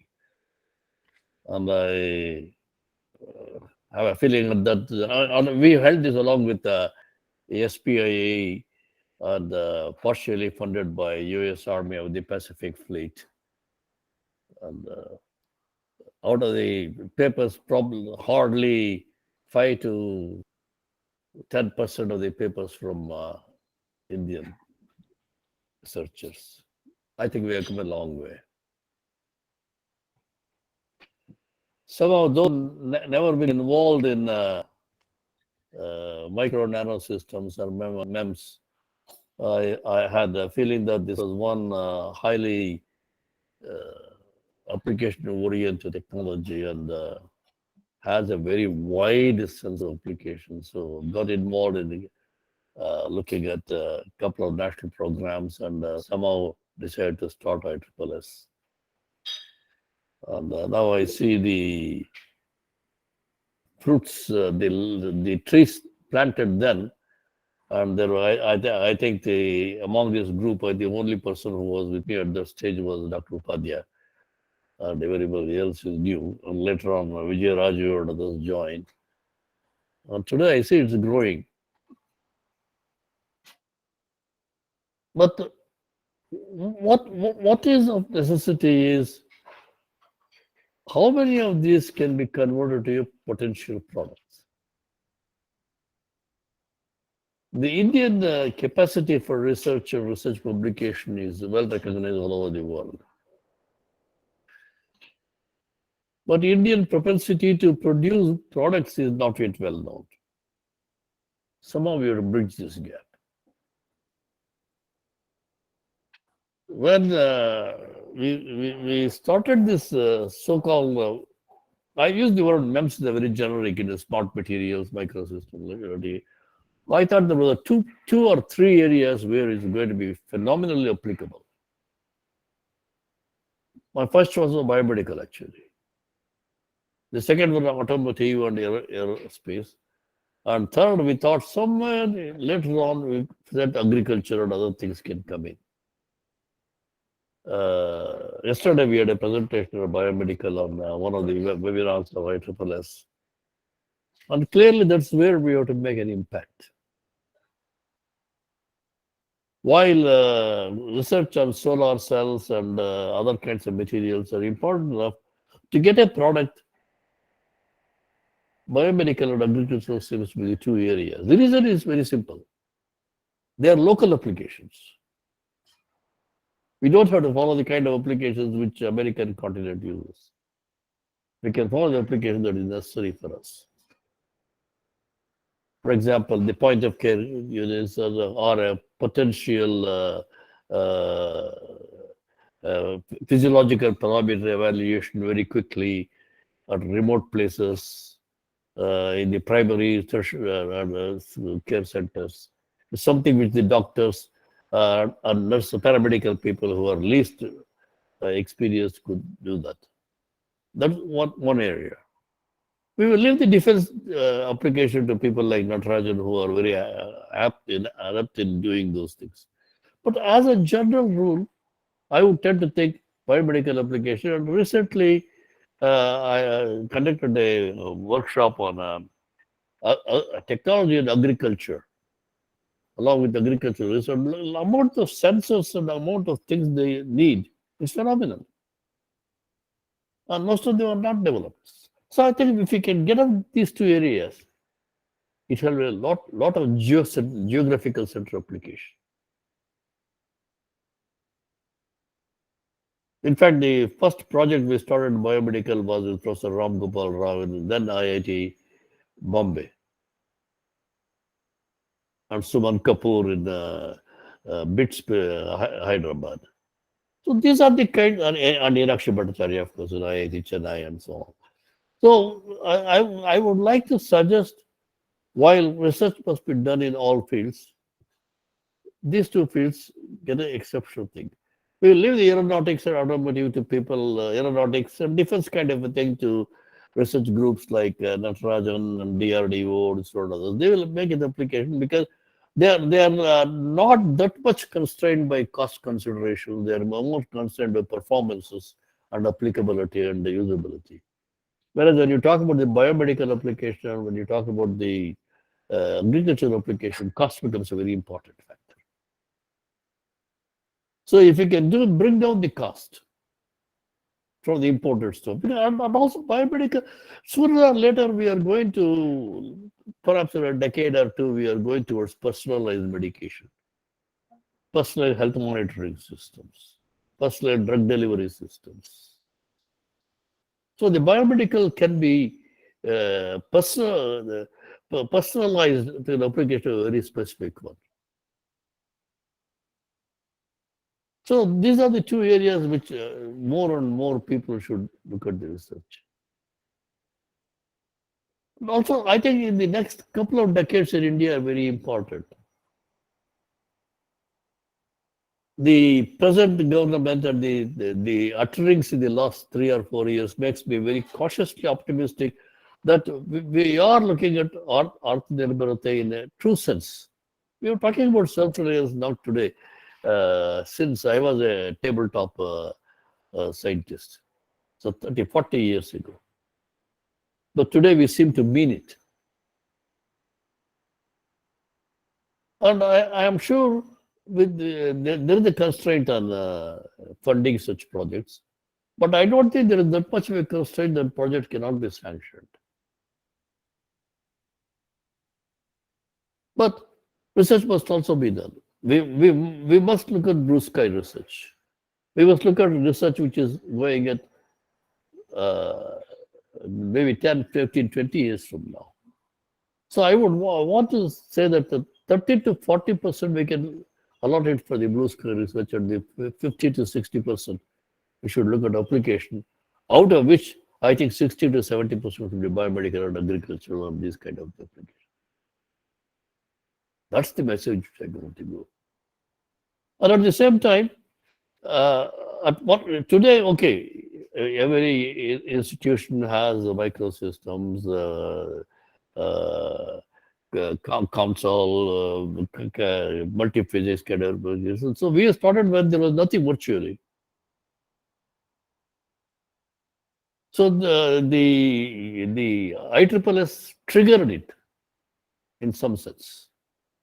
And the NPSM and NP Mass program that we bought really added and buttressed the activities of that. So come and join IEEE in larger and larger numbers, because IEEE, a lot of people tend to think is MEMS. It's not just MEMS. It is very smart systems, miniaturized sensors. Nothing prevents us from looking at it. Like if you look at all the awards topics, very few of them are directly in MEMS, to do with MEMS. So join the IEEE gang. Help us spread the technology of micro and nano. I would like to see more of nanotechnology coming out, and things like carbon nanotubes putting in. Of course, there are other kinds of nanotubes now coming in to put it in. batteries, miniature batteries, micro batteries, supercapacitors. Every supercapacitor in India is imported. We have been talking about energy harvesting systems. Why is it we have not put some things into the market yet?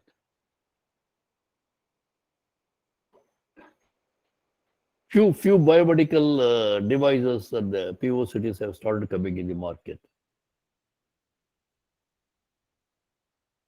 So we must look at seriously what Dr. Upadhyay said. Can it be productized? Of course, everything need not be productized. That's why I put a condition of something about 50 to 60% should look at orientation towards productization. You all done well. India seems to always do well, except the last mile.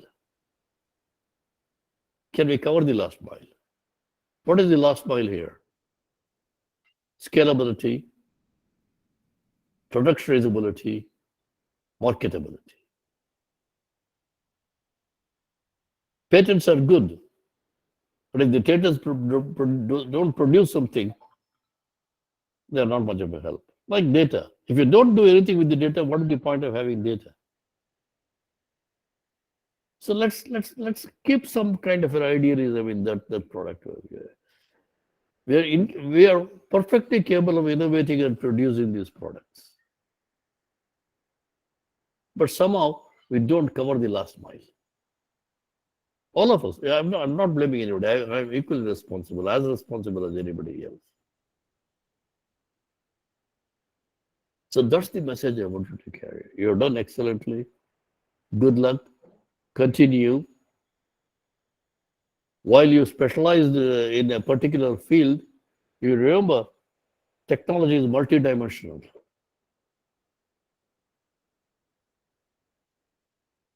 And if you look at, for example, what Natarajan and others possess, underwater says, I had the privilege of being in the laboratory, directing the laboratory when Natarajan was a senior scientist there.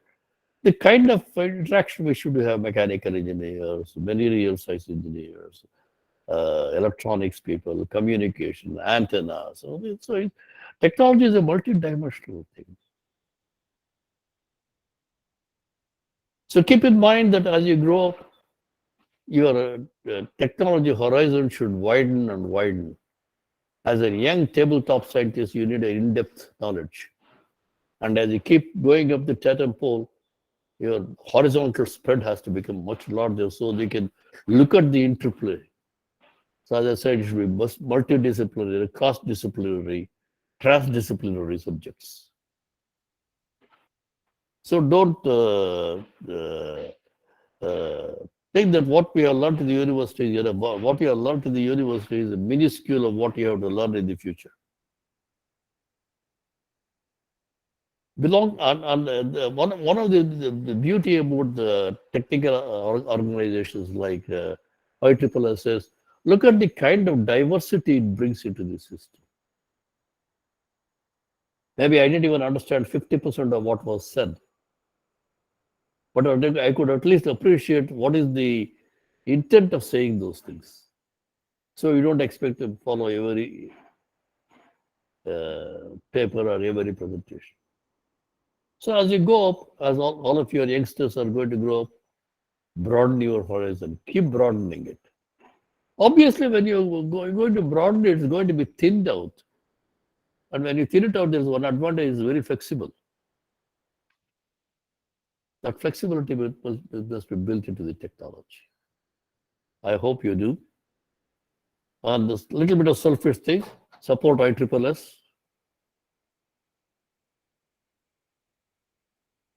I named the IEEE with the intent of IEEE. IEEE is today world's one of the top organizations, sets standards, sets the areas of research, and has sufficient influence on the US government. 20 years from now, I would like IEEE to do the same thing with the Indian government. God bless. Good luck. Thank you. Thank you, sir. Thank you so much. It was highly motivating, and I hope we live up to that. Thank you, sir. Dr. Thank you. Natarajan? Yeah, okay. Yeah. You wanted to say something? Yes, sir. I think IEEE provided us the platform for the fabrication knowledge everywhere in the country, and the facilities that we could establish as a result of that. And also, this IEEE had provided a very good spectrum for us to interact with the academia. That we really benefited, and that's how we could interact with the several of the workers, I mean the researchers in the country, and we were able to realize the device. And now we are in the process of we have identified industries wherein we can get it the production.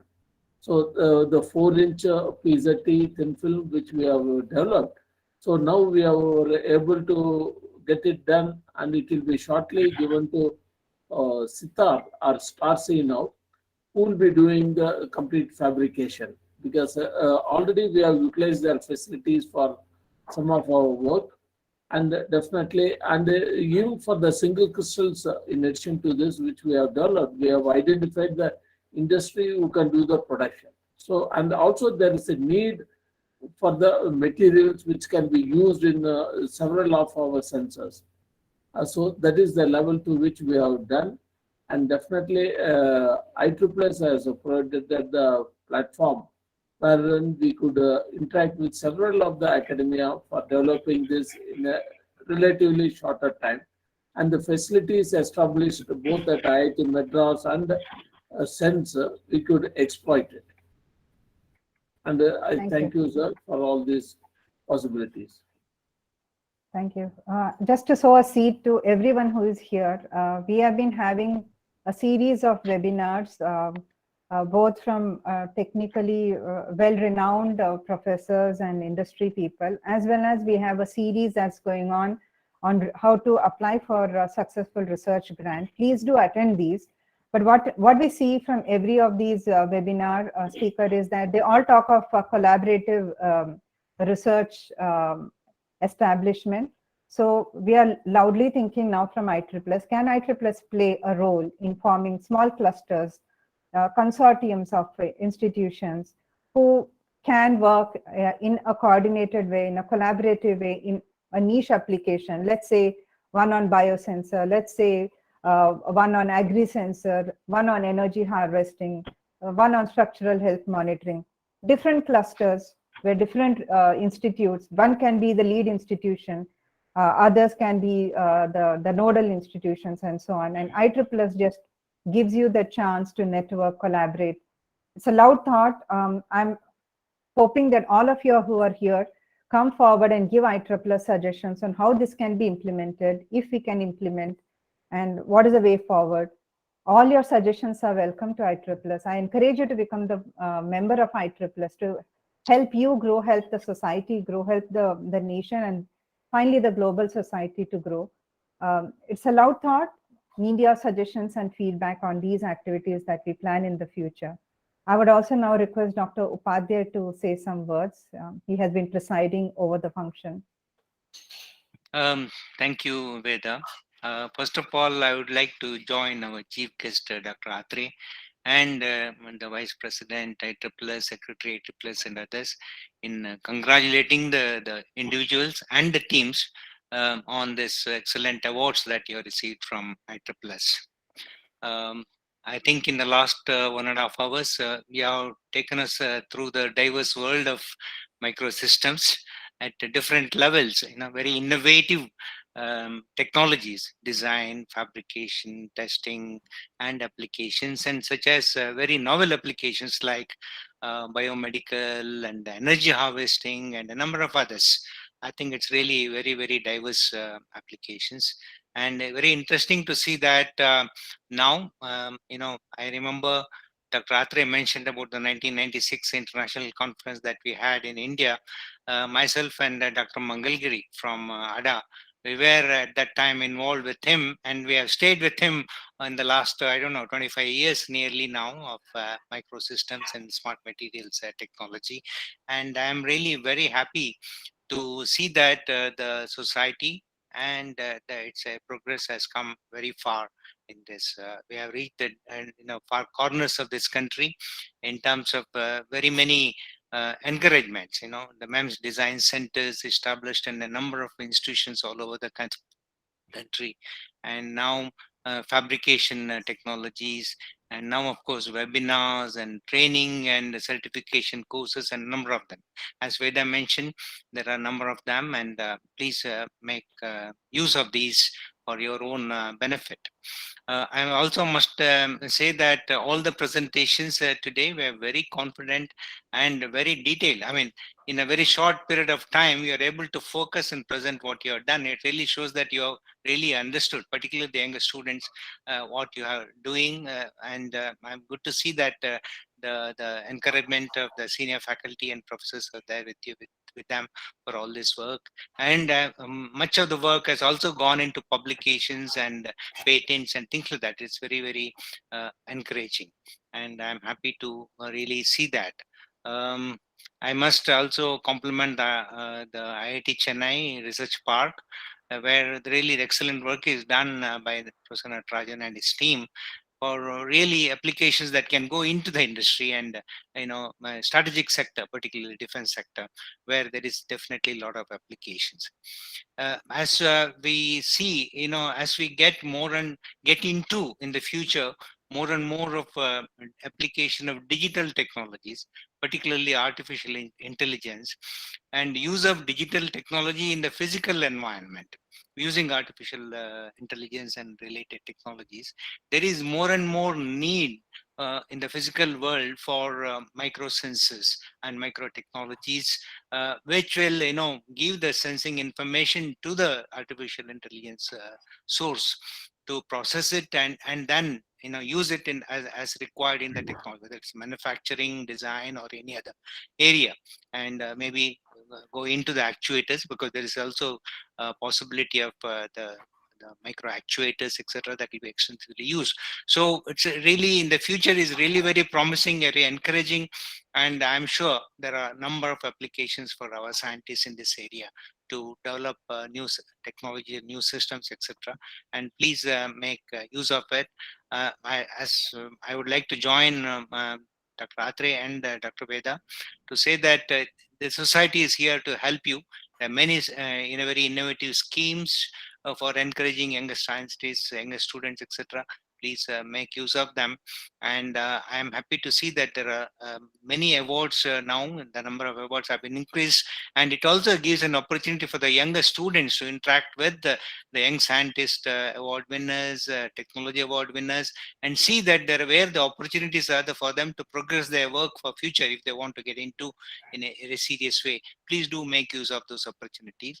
And I must say that this whole activity in this country, whether it is MEMS or smart materials or IEEE itself, is the vision and brainchild of Dr. Atre. And in the last 25 years and even today, he is with us with the same level of enthusiasm and proactivism as it was when he started in the year 2000. With IEEE, so I think founded in the year 1999.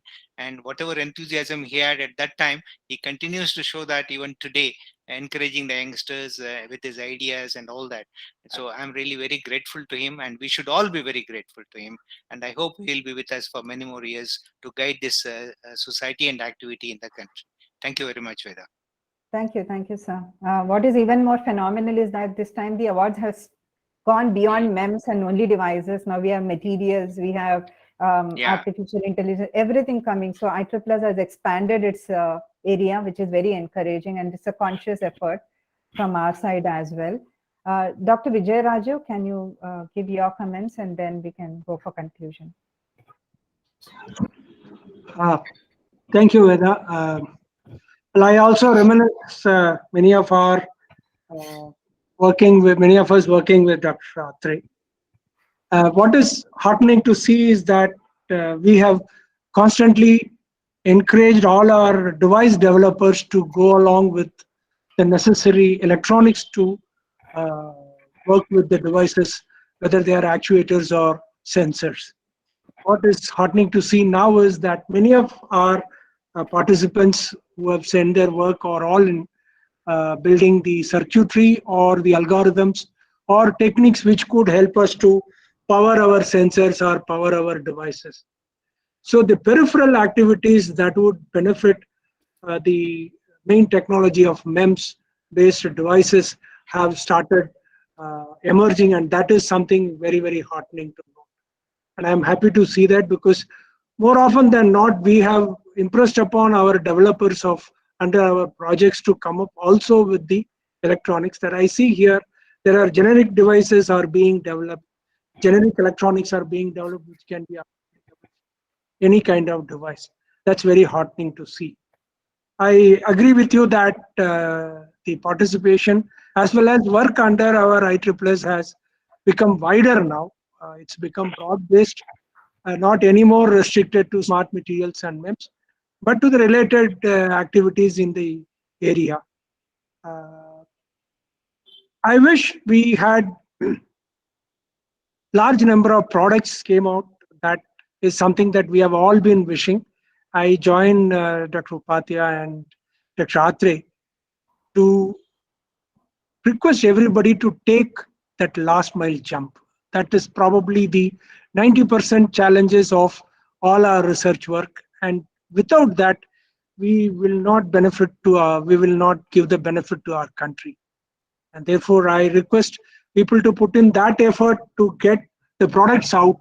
And I'm sure we are a billion more market, and therefore we could find adequately market within this country itself. So for every little product that can come out, like the way Dr. Atre mentioned, in may it be agriculture, may it be bio, we have adequate market and we should be able to succeed. I once again congratulate all the awardees and best wishes to many more of our IEEE members who would participate in our awards and win many more laurels. Thank you. Thank you, sir. Just before I conclude, is there any supervisor or any dignitary from one of the institutions who want to say something? Because after that, I will conclude. Anyone, any of the supervisor?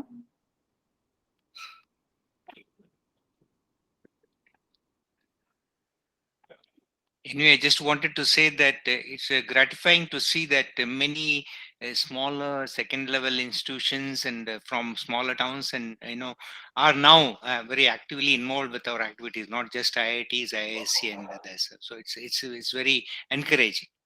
Yes. Right. I agree. Okay, since we don't have anyone volunteering, I think if everyone has had their share of comments, I would like to propose the vote of thanks.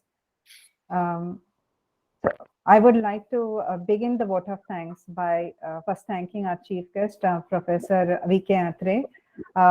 Even at a personal level, I would like to thank him for mentoring me, mentoring many youngsters like me. If I can call myself young, in front of him, of course I am.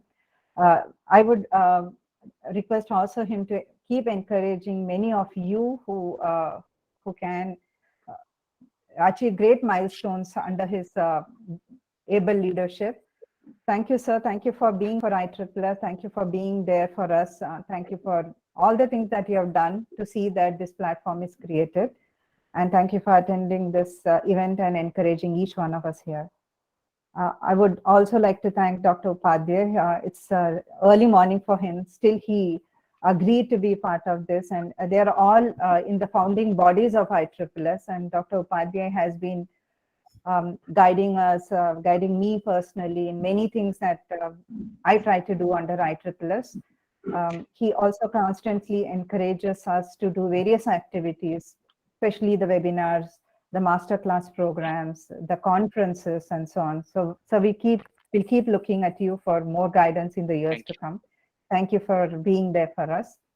I would like to thank all the applicants, not only the awardees, all the applicants who applied under the this IEEE awards.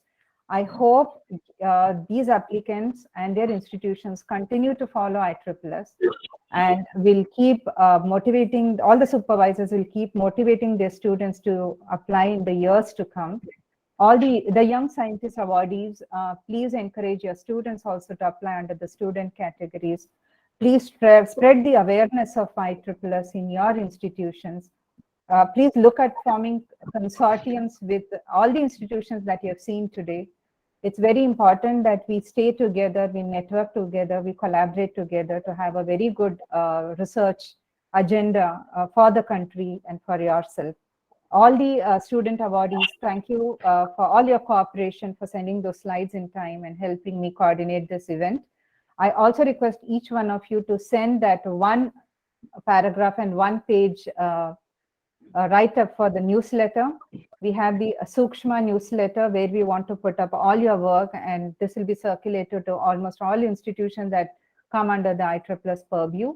So I request you all to submit that small write-up. A few of you have, most of you are yet to send me that write-up. I request all of you to please follow ISSS on our social media channel. We are on Twitter. We are on YouTube. This recording will also come on our YouTube channel. I will send you the link. You can follow us on Instagram, on Facebook, and so on. Also, last but not the least, become an ISSS member. It's important for us to grow as a society. Only then we can make a difference. Thank you one and all for attending this event. It's been a pleasure for me, and congratulations once again for winning the award. Thank you. Good night to all of you. Good night. Thank you. Good night.